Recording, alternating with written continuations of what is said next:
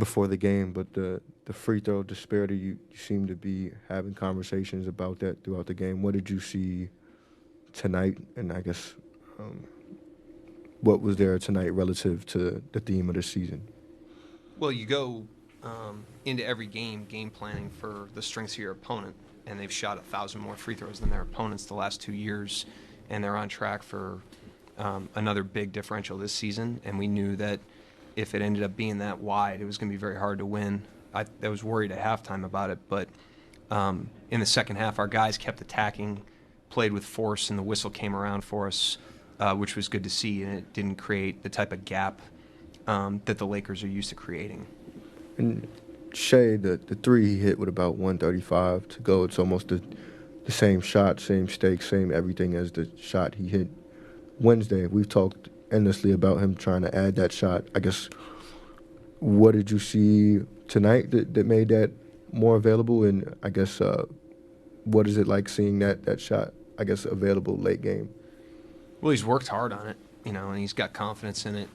He's obviously stepped into a couple big ones there, but tonight was another offensive struggle, for both teams, obviously, but certainly for us. And it's similar to last season where, we got off to a good start. Last season, teams started to scheme and throw different things at us. And the first time through that you see those things can be challenging, but you'd rather see them in November and December than wait to see them later in the year, because it allows you to calibrate, it allows you to work on those things. And so they were really heavy in their gaps tonight. They switched everything, and it was disruptive to us, but we made enough plays on both ends of the floor, obviously, to get a win. Mark, I want to ask you about the poise of the team, because it just seemed like it was a very consistent thing throughout the course of the game, but didn't know if you noticed any maybe individual moments throughout the night or in huddles or anything like that spoke to that. Yeah, great temperament again tonight. I thought that was a strength the other night in San Francisco, and it was the same tonight. Just the steady energy by the team through the ups and downs of the game. I thought we had a couple chances to bust the game open, and they kept coming back. And then once we opened up like 5-4 3-point lead in the fourth, I thought the guys focused defensively really took us to another level. I thought the defense in the fourth quarter and down the stretch was outstanding, and that's what won us the game.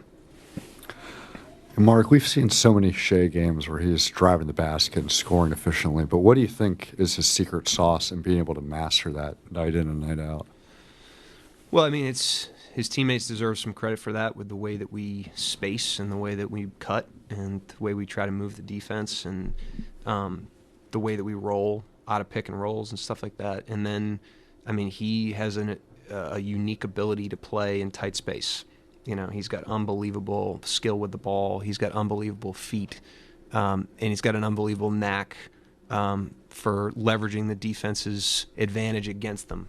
With his change of direction, his spins, and he's just he's got an amazing skill there. So he had some big ones tonight. We were able to finally kind of move him in the fourth quarter a little bit, get him and everybody else some cracks. But yeah, he's got an elite skill, obviously. Last season against a team like the Lakers, you could struggle with the physicality that they would bring. Tonight, you arguably were the more physical team. You get Isaiah, obviously, but is it more than that? What's changed for you guys?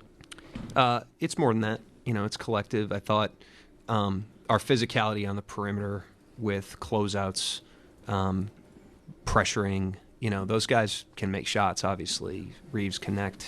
LeBron James is shooting the ball crazy.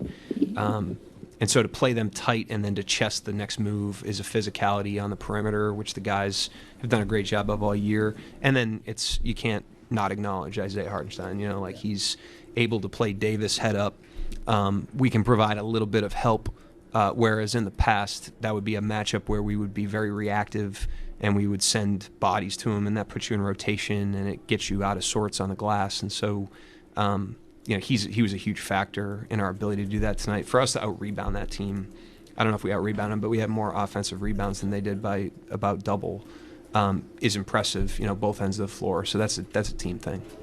Mark, the steal and slam by J-Dub late, what did you see on that play and just the way that your team was kind of primed and ready for that moment? Yeah, great situational, awareness by the guys. Great execution of what we were trying to get done before the ball came in bounds. Great alertness. We were the first team ready on that play. Took away the first option with the scheme, and then they had to throw the ball there, and Dub made a break on it.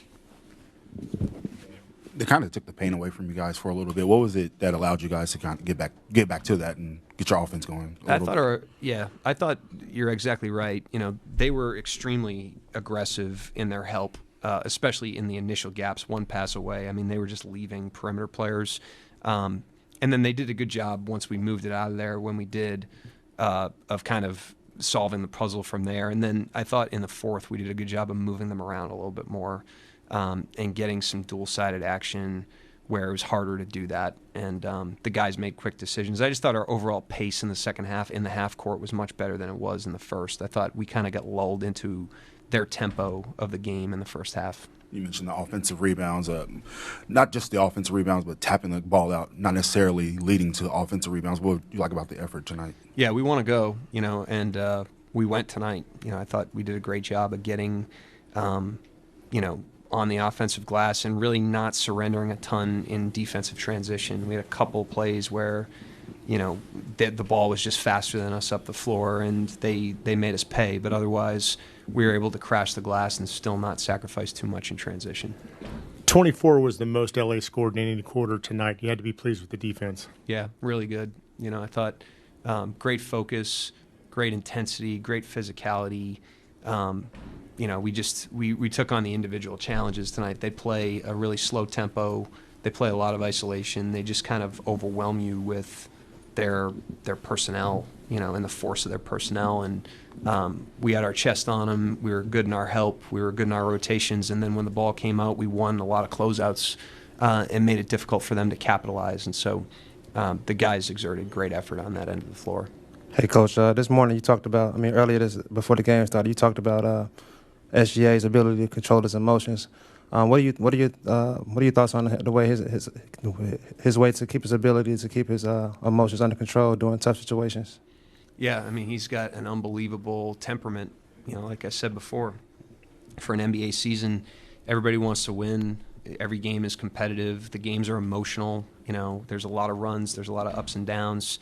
Guys are exerting unbelievable physical, mental, emotional energy. And emotions can boil over because of that, and he just has an unbelievable steadiness to him that has a contagious effect on our team. And I thought his poise tonight and the team's poise tonight, in the ups and downs of what was a difficult game, was impressive. You talked about guys in the past who have, in your words, seen all the pictures, usually vets, obviously, but for Shai, he's in year 7. I guess how distant do you think that time is till he sees all the pictures? Do you think he's seen all the pictures already? He's definitely seen them all at least, once, but he's still growing. He's still evolving. He's not a complete player. One of the best qualities he has, and the reason he's improved so steadily over time, is that he doesn't view himself as a complete player. He views himself as a work in progress always, and that's why he gets better. He's got unbelievable humility and looks in the mirror and improves. And, there's things he can still improve on. He's not a finished product. He doesn't see himself like that, and that's exciting. That he's obviously a great player, but that he's got some runway to continue to improve. What does improvement look like for him, given just how special he's already been? It's nuanced at this point. Yeah. He's not going to make the big jumps that like a younger player early in their career would make, but you see the three-point gravity. I think the blend of attacking and moving it early is a constant struggle for any player as good as him. I think you see that around the league with all these guys that have great talent. He can continue to improve as a defensive player.